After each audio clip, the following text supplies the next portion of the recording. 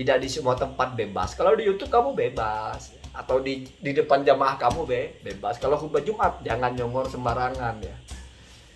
Toh yang kamu congorkan belum tentu sebuah kebenaran. Rahimahullah, dari paparan dan penjelasan khutbah pertama tadi dapat diketahui bahwa hakikat perayaan Maulid Nabi sallallahu alaihi wasallam bukan berasal dari Nabi Muhammad sallallahu alaihi wasallam, bukan berasal dari khulafa'ir rasyidin, bukan berasal dari para sahabat lainnya, bukan berasal dari tabi'in, bukan berasal dari tabi'in, dan juga bukan berasal dari para imam mazhab yang empat.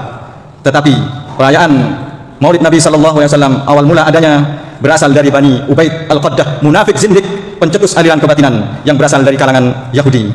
Kemudian selain itu, selama ini tidak kita ketahui sebagai orang Indonesia kebenaran tersembunyi tersebut, yaitu Kiai Haji Muhammad Hashim Asy'ari, pendiri NU sekaligus pendiri Pondok Pesantren Tebu Ireng, mengingkari dengan keras adanya perayaan Maulid Nabi. Kita sebagai orang Indonesia tidak tahu selama ini, dibohongi, disembunyikan kebenaran ini agar umat Islam merayakan. Ini pernyataan Kiai Haji Hashim Asy'ari. Kenapa kalau kita berpedoman pada Kiai Hashim Asy'ari, pendapat kita mengikuti pendapat Kiai Haji Hashim Asy'ari, kenapa kita mengikuti perayaan Maulid Nabi? Kenapa tidak mengikuti langsung Kiai Haji Hashim Asy'ari? Mestinya kita mengikuti apa yang dibacakan oleh Kiai Haji Hashim Asy'ari. Kalau memang kita mengikuti pendapat beliau, Kiai Haji Hashim Asy'ari melarang keras Kiai Haji Asy'ari. Di mana beliau melarangnya? Di dalam kitabnya, bisa dilihat nanti di dalam kitabnya, dalam At-Tanbihat Al-Wajibat Liman Yasna Maulid Bil Munkarat.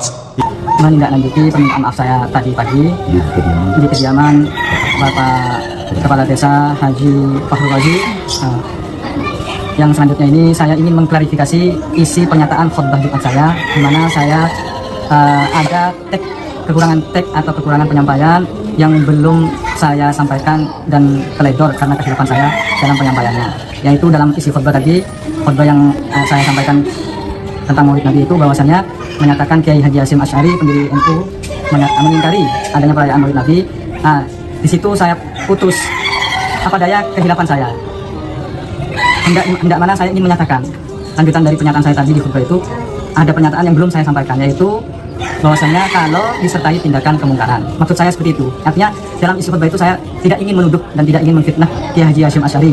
Itu pernyataan saya. Ternyata mungkin Allah takdirkan saya lupa untuk menyampaikan lanjutannya. Maka pada sore ini di kediaman Kepala Desa Fakhrul Razi, saya klarifikasi pernyataan isi khutbah Jumat saya tentang Maulid Nabi, yang mana menyatakan Kiai Haji Hashim Asy'ari pendiri NU mengingkari perayaan Maulid Nabi bukanlah seperti itu, tapi mengingkari perayaan Maulid Nabi kalau disertai dengan tindakan kemungkaran.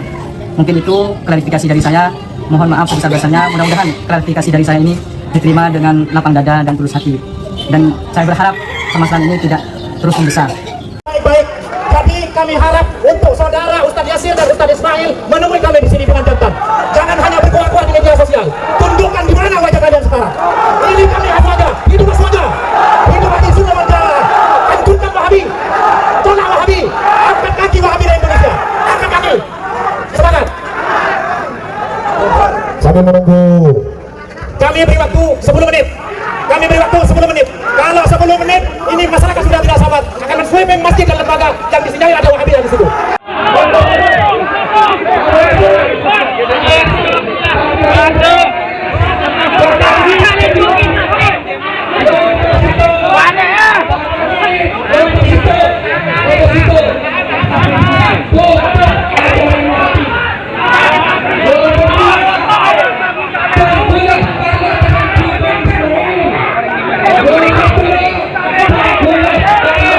Saya katanya Pulau resmi pada hari ini jam 10.54 menyatakan ditutup, tidak ada lagi semua aktivitas yang berada di Masjid Utsman bin Affan ini. Terima kasih. Assalamualaikum warahmatullahi wabarakatuh. Assalamualaikum warahmatullahi wabarakatuh. Bismillahirrahmanirrahim. Allahumma sholli ala sayyidina Muhammadin wa ala alihi wa sahbihi ajmain, amma ba'du.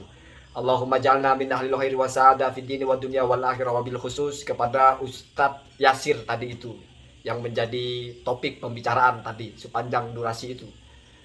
Saya doakan semoga beliau baik-baik saja.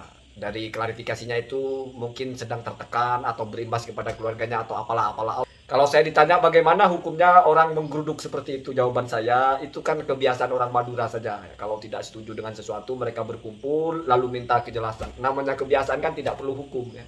Kenapa? Karena al-aslu fil ada al-ibahah begitu ya. Jadi itu kebiasaan saja, adat Madura begitu. Ya sudah, namanya kebiasaan, ngapain kita tanya hukumnya? Yang tanya hukumnya kan kalau ibadah itu kan bukan ibadah begitu ya. Saya sebetulnya tidak perlu menanggapi apa-apa, tetapi karena ini terjadi satu kabupaten lain, ada di kecamatan lain itu, dan itu masih baru. Saya diledekin oleh Gusani kok kecolongan. Saya kira bukan kecolongan, justru orang menjadi tahu inilah Madura. Bukan hanya Pamekasan, inilah Madura. Atau kalau lebih spesifik, itulah masyarakat yang memang satu kultur ya, atau bahasanya itu homogen ya. Ini pelajaran kepada ustadz-ustadz Salafi Wahabi. Kalau kalian di kota mungkin seenaknya ngomong gitu, apa aja diomongin gitu, masjid-masjid orang nggak peduli gitu, kalian ngomong apa yang hadir juga ya segitu. Atau ada kalian berkumpul yang lain nggak peduli. Di kampung nggak begitu Pak, di kampung sensitifnya itu masih tinggi. Hati-hati, lisan itu hati-hati ya, hati-hati.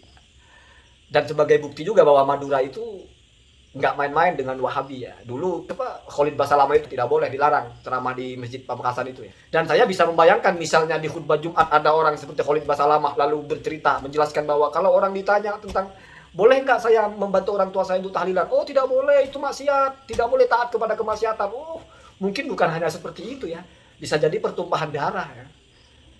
Dan sekali lagi itu bukan ibadah. Jadi jangan kamu tanya hukumnya, itu kebiasaan saja. Kamu boleh kritik saya masalah ini, saya lucu aja ya, lucu ya. Ya pesannya ya hati-hati Pak ya, hati-hati. Saya kasih hazanah keilmuan sedikit saja.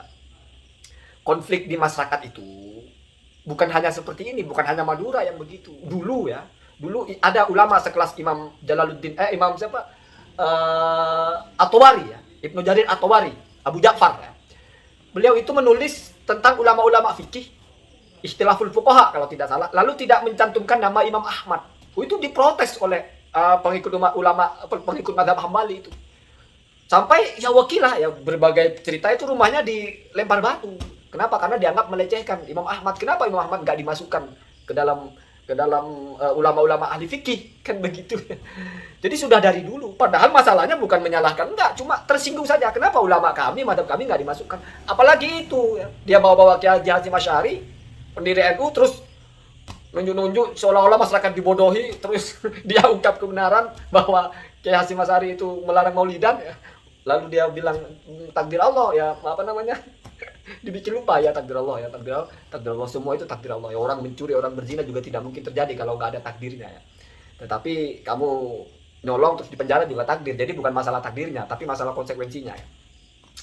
Tidak butuh ilmiah, ini lucu-lucuan saja ya. Jadi marilah kita itu saling hati-hati gitu ya. Bahkan saya pernah buat konten cerita tentang seorang yang ingin berguru kepada Imam Malik di satu daerah. Imam Malik sedang ada rapat bahsul masail lah, rapat tentang ilmu. Lalu menetapkan hukum warisan berdasarkan pendapatnya Zaid bin Sabit. Orang ini baru nanya, Limana makul tabiqau li Ali ya, Ibnu Mas'ud ya, Ibnu Mas'ud apa ya, Ibnu Mas'ud. Kenapa Anda tidak berfatwa dengan pendapatnya Sayyidina Ali dan Ibnu Mas'ud? Bukankah keduanya itu lebih kuatlah daripada melawan Zaid bin Sabit?